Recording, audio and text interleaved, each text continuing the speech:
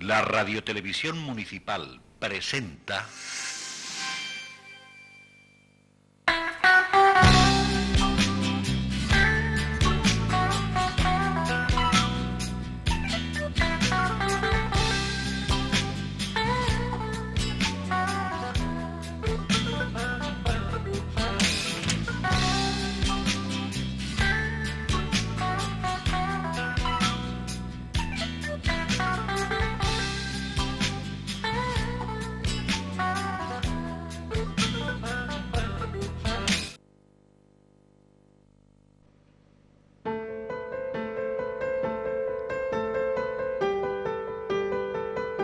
Su acercamiento al mundo del flamenco se remonta a 1962, cuando inicia su amistad con Juan el de la Vara, frecuentando los locales de la Plaza Real de Barcelona.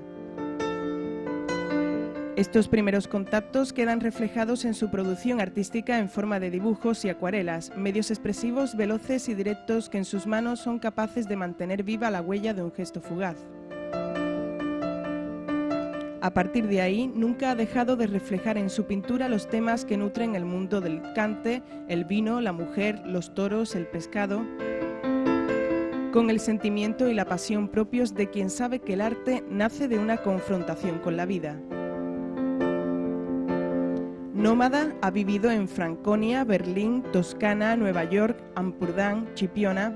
Desarrolla un lenguaje pictórico basado en el mestizaje de técnicas, collage, decollage y el conocimiento profundo de los palos de la pintura.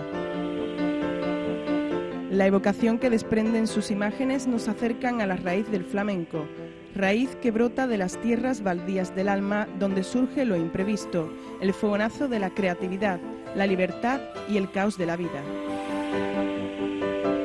Thomas Graff se acerca al misterio, a lo más hondo. Lo rodea, lo muestra, pero nunca lo desenmascara, manteniendo intacta su esencia. En junio expuso con éxito en el Chusco con una monográfica en torno al boxeador Toleman. Hoy Thomas Graff es un chipionero más.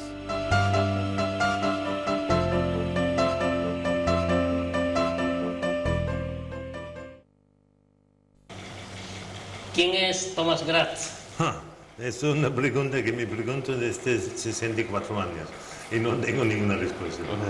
Siempre vamos buscándonos en nuestra personalidad, saber quiénes somos y nunca nos encontramos o no nos atrevemos a decir que nos hemos encontrado y no nos gustamos. Sí, pero yo con los años que pasan más pienso que me tengo que ocupar de la mentalidad de otra gente y de otras cosas que con la mía. Yo creo que en fondo no somos tan importantes para nosotros mismos. ¿Cuál fue el primer cuadro que pintó Thomas? Esto se recuerda a mi madre, porque yo siempre pintaba. Vale, los primeros cuadros que tengo son dibujos cuando yo tenía 4 años, que eran unos animales, unos leones, leopardos y así. ¿Representaban ya algo de su personalidad o eran simples juegos pictóricos de niño pequeño? No, ahora sí lo miro y me gusta mirarlo de vez en cuando. Lo que queda en toda la vida es el movimiento. Yo tengo en casi todo el movimiento de la izquierda de abajo hasta de la derecha de arriba. Y esto ya lo notas en los primeros dibujos. ¿Ya? Si no, todo cambia. Pero es como una línea personal que cada uno tiene. ¿Ha vivido siempre de la pintura o ha tenido otros trabajos, otras ocupaciones? Sí, he vivido siempre de la pintura. A veces no comía, no tenía que hacer otro trabajo, ¿no? Pero siempre he pintado. Sí. ¿Cuándo empezó a poder, digamos, comer, entre comillas, de la pintura? ¿Se dio cuenta que podía vivir de...? Sí, es que allí hay muchos altos y bajos. Es que con el camino privado que se busca un pintor, el juego es mucho como de construir la vida. La vida en Nueva York obviamente es mucho más cara, tienes que vender mucho más que en la Toscana. Y yo lo he cambiado así. He probado 3 veces estar en la cola de la pintura oficial y allí la lucha es muy dura. Pero es mucho más fácil si te retiras en un pueblo como Chipiona y con poco cuadro que vendes, vives bien. Y esto los primeras veces me pasó en los principios de 60 en Barcelona, San Cugat de Vallès, y ya vendía alguna cosa y iban bastante bien. Usted que ha viajado por tantos lugares, tantos sitios, se dice que el viajar ayuda mucho a bajar ciertas vanidades, a aprender que lo nuestro no es lo mejor y muchas cosas negativas que hay en la persona cuando no ha vivido culturas diferentes. Ciertamente, es que si tú vives en varios sitios, el mismo vaso tiene aspectos diferentes, todo, ya tú ves el ángulo diferente de una otra cultura. Y esto tiene dos consecuencias, es el principio de la tolerancia y el principio del sentido de humor. Porque si tú has creído muy fuerte que el vaso es así, y ahora uno le dice el contrario, y tú lo ves con el ojo del otro, choca, y ahí viene el chiste, viene el humor. Y el humor creo que es la base de la tolerancia, y la tolerancia es la base de la cultura. Usted que ha viajado tanto por tantos lugares, ¿qué diferencias culturales, ambientales, personales se ha encontrado en cada uno de los sitios que ha vivido y en comparación con lo que ha encontrado aquí en Chipiona? Yeah. Yo hago una gran diferencia entre turismo y viajar. Claro, el ejemplo clásico es el viaje de Goethe en Italia.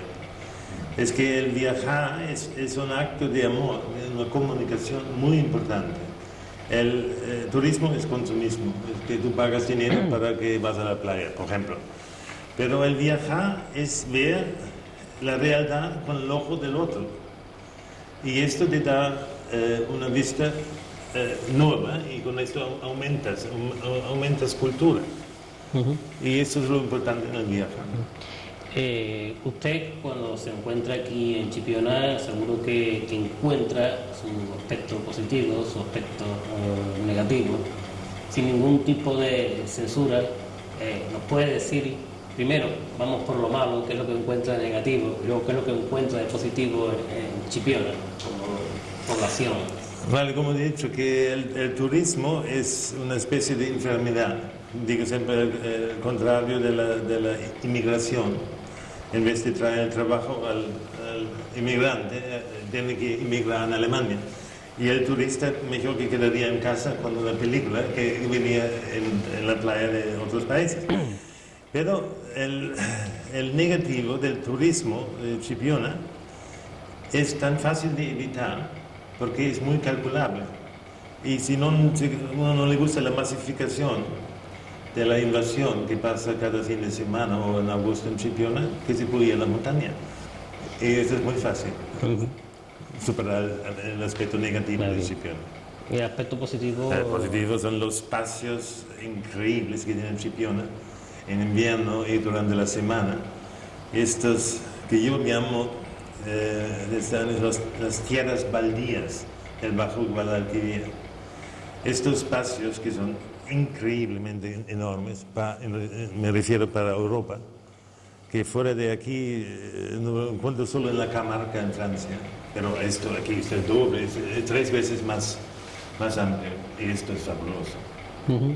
Usted se encuentra aquí con bastantes amigos. Una de las más malas personas que creo que he encontrado es Antonio Yerga, ¿no? Sí, ciertamente. Pero no se puede hablar en público de personas malas. Usted aparece por España a principios de los años 60. Sí. Hablaremos luego de un tema muy concreto sobre ello. Pero ¿cómo se encuentra usted España en esa época? ¿Cómo se respiraba en España? Vale, mi primer viaje fue en 56, cuando sacaba la carta de identidad corriendo a Dinamarca, así, solo para salir. El segundo fue a Italia, y después venía un viaje pasando con autostop, claramente 18 años, por Francia, y entré en el 58, la primera vez en el Golfo de Rosas. Entonces, claro, era muy diferente, pero aparte de toda la situación y la miseria que había, yo he visto un otro mundo. Yo lo he visto, digamos, el mundo cuadrado alemán, que también tiene sus lados positivos. Yo he visto habitaciones que eran casi triangulares y que la gente comía de todas maneras, y cuando he visto el primer tapeo en el barrio chino ya estaba tan enamorado que definitivamente yo tenía que venir aquí. En el barrio chino eran andaluces y allí el tapeo y el cante flamenco vivía muy fuerte en esos años. Hoy día el barrio chino de Barcelona está un poco peligroso, ¿no? No, ¿O era igual antes? No, ahora es asqueroso más bien que peligroso, ¿no? Es que ya no, lo han destruido todo. Pero en estos años, si tú te comportabas bien, no te pasaba absolutamente nada. Había mucho respeto en el barrio chino. Claro, si tú buscabas lío, peligroso, ¿no? Pero problema no había.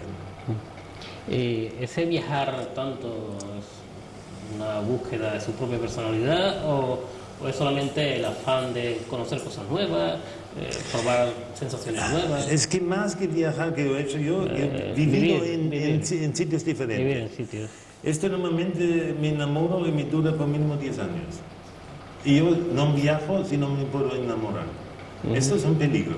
Es muy arriesgado porque te puede costar 10 años o 20 años enamorarte de Chipiona. Y esto puede ser que es el último amor mío. ¿Cuántos años lleva usted enamorado de Chipiona? Por si sabemos... Chipiona ya la primera vez son ya 23 exactamente años. Entonces ya hemos pasado la prueba. Pero hemos venido siempre por varios motivos. 2, 3 veces al año alquilando una casa, esa preciosa casa al lado del castillo de la Victoria. Y allí, claro, podía trabajar solo con acuarela o lápiz. Pero es que en Chipiona, en esa zona aquí, no hay un gran mercado de arte y hasta ahora no me podía permitir vivir totalmente aquí. Entonces, esto ha sido una decisión que tenía que esperar un poco. ¿Cómo encuentra ahora España? Ahora, ¿los últimos meses o los últimos años? Bueno, los últimos años, claro. En los últimos años, dentro de una visión global. Sí, España es en una transición, ¿no? Mucha gente ha dicho España ya no es diferente, ¿no? Y esto tiene su lado positivo y tiene su lado negativo. El globalismo, ya sabemos, tiene muchos lados negativos. Pero conociendo España muchos años, no creo que España se va a europeizar totalmente. Yo no creo, no llegará en tiempo. Quiero darlo. ¿Se trasluce su ideología en sus obras o no llega a aflorar del todo su forma de pensar, su forma de vivir, lo que piensa de las cosas? Yo soy como Camarón de la Isla, que ha dicho cuando canto no pienso. Yo cuando pinto no pienso, pinto.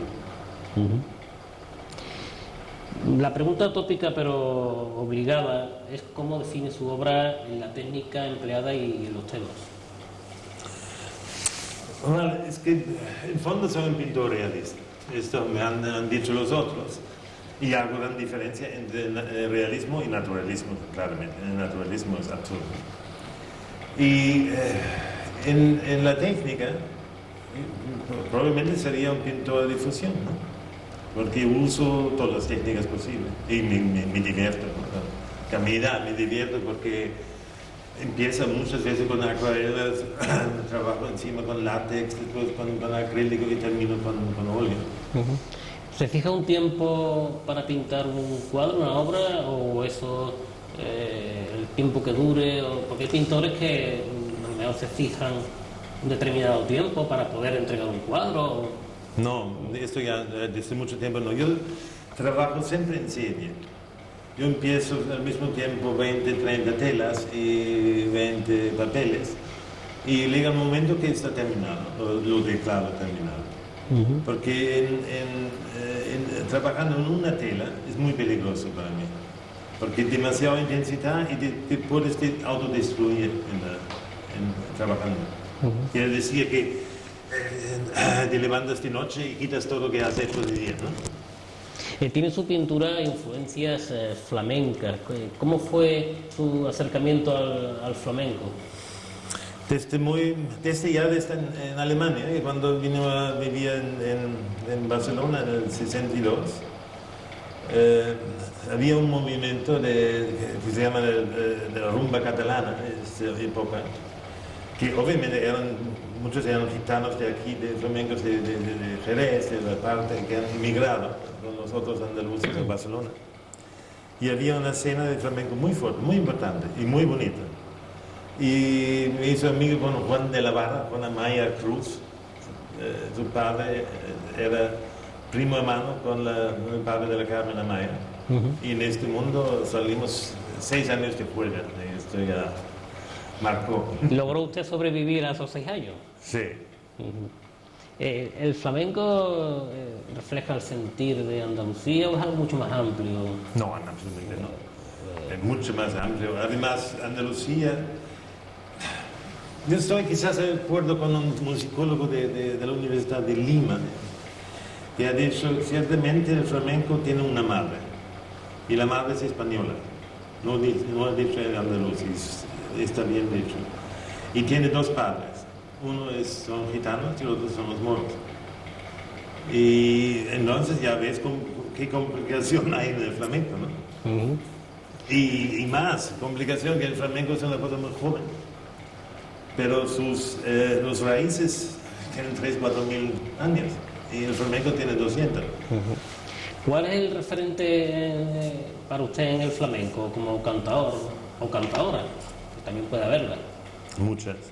Muchos, pero para mí el cante de Jerez, el cante de la plazuela es en mi liga más, ¿no? Pero es que yo admiro a Fernanda Llotrera, que ya no canta igualmente, y hay mucha gente que me gusta, pero mi referencia sería el cante de Jerez en la plazuela. ¿Y usted está de acuerdo con el cante hondo que no se desarrolla en otras materias, o es partidario de la evolución del flamenco, que hay veces también que esa evolución termina en algo desconocido, ¿no? Eso es el riesgo que tenemos en el arte siempre, y tiene que ser así. Pero es que no tengo miedo, porque una frase que no viene de mí ciertamente, el mismo enigma del flamenco mantiene el flamenco limpio o puro. Porque como no sabemos qué es el flamenco, cuando no es flamenco, no es flamenco. Esto es tan simple, pero es tan importante, ¿no? Así la fusión, es que obviamente Camarón y Paco Lucía hicieron cambiar, revolucionar el flamenco, y fue criticado mucho. Pero Camarón, yo creo que hasta cuando se peleaba los dientes era el flamenco. Y no puede salir, ¿no? Es imposible.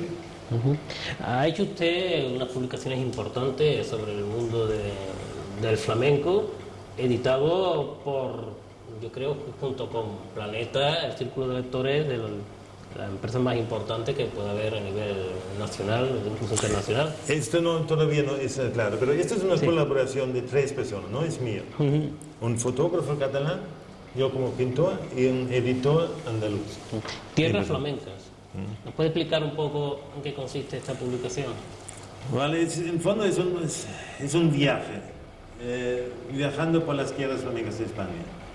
Pero el título que me gustó mucho, Tierras Flamencas, lo hemos puesto porque el mundo del flamenco ha pasado unos bajos muy fuertes en el franquismo, usándolo como símbolo de España, con banderillas y el sombrero y las cilias verdes y todo esto kitsch. Y como todo el mundo sabe, cuando digo la palabra blues, te salen unas fotografías con gente negra en una calle oscura de Nueva York con un sombrero y tiene una forma plástica muy definida. El flamenco no. El flamenco desde Julio Romero de Torres ya no se ha atrevido nadie a pintar el tema del flamenco. Goya, por supuesto, el gran maestro, ¿no? Pero el flamenco contemporáneo no tiene forma física. Quizás estaría considerado como un género menor o... No, es que esto es muy complicado, creo. Es que por su situación en el tiempo pasado y un movimiento de intelectuales que no querían ni toros ni flamenco, se iba a un rincón y después para esto terrible espectáculo para el turismo, con holandesas bailando flamenco y los gitanos riéndose de la grasa y de ese rincón el flamenco tiene que salir. ¿En qué consiste su participación en el libro Tierras Flamencas? Vale, es que el libro hemos hecho así, son pinturas mías de toda la vida y las fotografías lo hemos hecho junto con el fotógrafo viajando por toda España. Y como yo desde este mundo conozco un poco los caminos, las hemos hecho juntos, casi todo, y ha sido un trabajo maravilloso, otra vez sin hablar, solo nos hemos puesto de acuerdo. Por ejemplo, ¿el tomate es flamenco, sí o no? Sí. ¿La manzana es flamenco, sí o no? No. Y sin discutir, es así. Gente que ha entrado en este mundo sabe que si es flamenco o no es flamenco.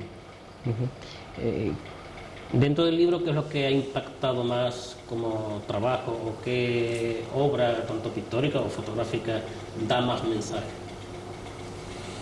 Yo creo el conjunto, porque nunca se ha hecho una cosa así, porque es muy difícil poner fotografía y pintura junto, pero como me entiendo muy bien con el fotógrafo y tenemos un respeto uno al otro, yo creo que la colaboración de tres personas, tanto el editor, impresor y nosotros dos, es lo importante del libro.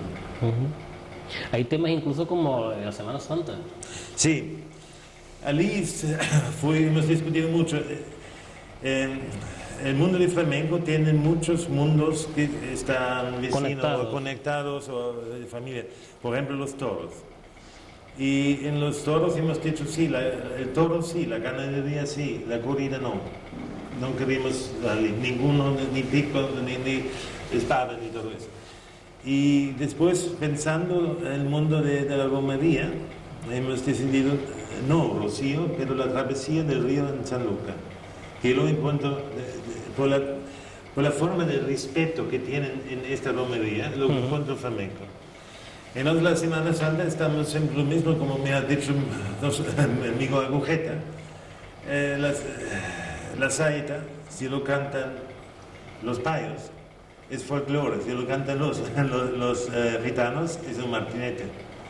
Entonces la Semana Santa tiene aspectos muy flamencos. Y por esto lo hemos hecho en el reportaje en el este de la frontera. Por cierto, Agujetas dice que después de él creo que no hay nadie, ¿no? Sí, por supuesto, lo dice él, sí. Y claro, pero quizás es verdad, no lo sé, yo no opino, ¿no? ¿Por qué una exposición como la que tenemos aquí presente y donde estamos grabando la entrevista está dedicada a un boxeador olvidado que nosotros tenemos que confesar nuestra ignorancia, no hemos enterado quién era cuando se ha inaugurado la exposición por esa también ponencia que ha hecho Antonio Yerga sobre el personaje, pero ¿por qué ese homenaje a ese boxeador olvidado que es Trollman y qué incidencia tiene en esta exposición? ¿O es solamente pues, un achaque, como se decimos aquí en Chipiona? Otra vez el mismo, ¿qué tiene que ver, digamos, el langostino con el flamenco? Eso me preguntó Pepe Marín en la entrevista en el Compás. Y dice que el langostino en sí mismo no es muy flamenco. Y lo contesté, algunos sí, algunos no. Entonces, el mundo del flamenco no termina allí donde termina la voz, o donde empieza, las palmas. Es que la historia de Trollman es profundamente flamenca, pero puede ser la historia flamenca desde siempre. Es que uno por su gracia paga. Porque obviamente esto, en una discusión hace años que hicimos en Berlín con el racismo contra los turcos, por ejemplo, con muchos amigos, la conclusión era el racismo en fondo es inculpar al otro por sus propios defectos. Y la gracia que faltaba a los nazis, por esto pegaron a Trollman. Pero la gracia que tenía Trollman era de su nacimiento, era porque era gitano. Y muchos, no todos, claro, pero muchos gitanos tienen una gracia con el nacido. Y solo que Trollman no sabía de escapar. Porque, como ha dicho Antonio Yerga, por boxearon por un título vacante, pero el título era vacante porque el campeón alemán era judío y se daba cuenta que los nazis lo van a matar y se escapó. Y Trollman no podía creer que le va a pasar lo mismo. Pero en fondo es una historia flamenca y por eso yo pensaba de ponerlo en esa exposición y pedí a Antonio Yergas de formularlo junto, cómo se puede hacer esta, digamos, este collage, ¿no? de un boxeador alemán en el mundo de flamencos de aquí.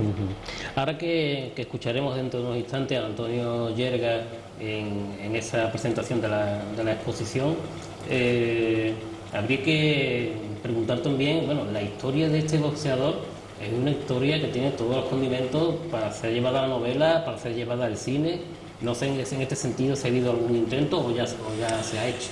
Esto mismo que ha escrito, descubrió la historia, porque la historia era escondida debajo de una manta. Todo el mundo sabía de esto, incluso el famoso Max Schmeling, que todavía vive, que fue campeón mundial. Y ahora en una entrevista en la televisión alemana lo preguntaron si él conocía a Trollman. Y él dijo, sí, era un gran profesional. Vale, este Knorr, se llama señor Knorr, está planeando una película que tendría que salir en el 2005. Y nosotros nos hemos puesto en contacto con él, a ver si sale una colaboración o algo. Y como todo vuelve, ¿puede volver el nazismo? El nazismo es una cosa particular de los alemanes, digamos, es el fascismo alemán, y yo creo que en Alemania no volverá. Volverán siempre intentos de gente malcontentas, como por ejemplo en los países del este, que ha habido un movimiento neonazista, pero que ellos pueden volver al poder, no creo, no es posible. Y en España que siempre hay movimientos que son parientes del nazismo, como el fascismo español, siempre hay movimientos. Vale, es que lo pasamos mal en el 23 de febrero. Yo estuve en Puerto Santa María y después de comer hicimos la siesta, y cuando me levanto de la siesta el mundo era cambiado y me costó 2 horas enterarme qué había pasado. Yo decía que la gente tenía miedo, mucho miedo, gracias a los españoles y al rey. No fue nada, pero el peligro siempre está. ¿En qué está trabajando ahora Tomás Graz? Yo estoy siempre trabajando en muchas cosas, pero yo con la historia del Trollman quiero continuar. Y estoy haciendo mi manera de bodegones, que aquí están expuestos 2. Esta historia del marisco y pescado de aquí, junto con el mundo también del flamenco, me interesa mucho. ¿Usted pinta de noche, de día, de madrugada? Yo de noche y de día, pero mucho de noche, porque de noche ya nadie molesta. Y además es que, eso lo han dicho un crítico una vez, una cosa que yo aprendí del flamenco es que los temas que tienes que pintar son temas de tu vida. Es que eso me enseñó Juan de la Vara, que dice que la temática del verso tiene que ser verdad. Y claro, los versos casi siempre son los mismos, entonces ¿cómo pueden ser la verdad? Pero tú, de los versos que existen, tienes que coger uno que es tu verdad. Es que no puedes, si eres tímido, feo y ciego, cantar de grandes amores. Claro. ¿Cómo ve usted la difusión del flamenco aquí en España a nivel de medios de comunicación, de radio, de prensa? ¿Tiene una adecuada difusión o todavía hay que hacer mucho? Uy, esto es mucha polémica. Es que he vivido más de 25 años en Cataluña. Aquí lo encuentro muy bien, con los programas de Jerez, con programas de San Luca y radio local, televisión locales, y también con la dosis. Pero no olvidamos que después de Cádiz y Sevilla, Cataluña es la tercera provincia que produce flamenco, y allí prácticamente hay cero. Y esto es una cosa que encuentro injusto, que el flamenco, que nosotros, siendo alemán, sé que no es folclore andaluz, otras provincias de España lo tratan como una cosa propia de Andalucía, que no lo es un arte. Hay cosas muy curiosas como por ejemplo en países como Japón o la difusión del flamenco es una cosa bestial. Sí. ¿Cómo se explica? Quizás es que sean más inteligentes que nosotros. No, es que los japoneses también hacen una cosa similar con la música clásica, ¿no? Que hay muchos que interpretan Beethoven o a Mozart mejor que todos los europeos. Pero eso demuestra otra de las teorías, que el flamenco en el fondo es muy abstracto, es extremadamente difícil, muy complejo y muy abstracto. Entonces quizás ellos tienen más distancia que nosotros. Nosotros con el flamenco tenemos tantas emociones, como me estoy repitiendo, pero Andalucía y franquismo y esto y la Lola de España y todos estos tópicos, quizás nos asiega un poco, o nos cierra las orejas, ¿no? ¿Cómo ve usted esa copla de antes que hablaba de la Lola de España, o, canciones que cantaba Rocío Jurado, Las Flores, Juanita Reina, Concha Piquer? ¿Ese género cómo lo ve? Que son primo hermano del flamenco, pero... No, mucho más lejos. Mucho más lejos, ¿no? Primo hermano, no. Esto no. No, a mí me gusta, no tengo nada contrario, pero no tiene nada que ver una con otra cosa, ¿no? Es muy, muy diferente. Esto sí, transmite un espíritu de un pueblo entero, igual como las sevillanas, ¿no? Pero una chica, una tonada, es que es una minoría que lo capta, ¿no? Es muy difícil. ¿Dónde se toma usted mejor una copa? ¿En una tasca o en un hotel? Esto depende del hotel y depende de la tasca, pero normalmente en una tasca, ¿no? Estamos en una tasca. Sí, claro, sí. Se ha acabado la entrevista, señor Thomas. Gracias. Muchas gracias a usted.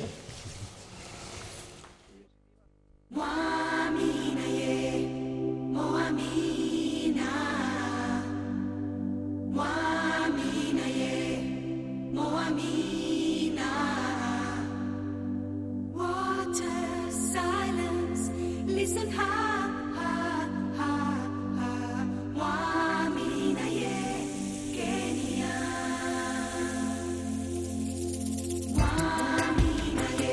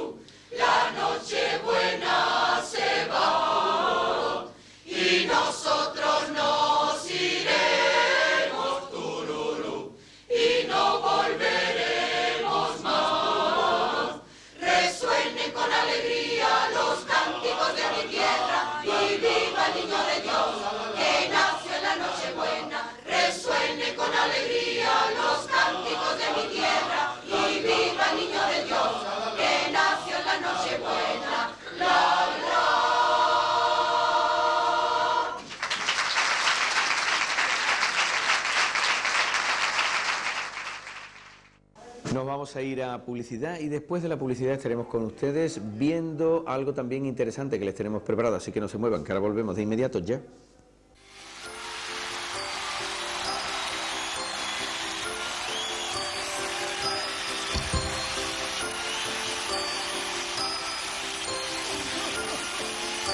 You better watch out, you better not cry, you better not pout.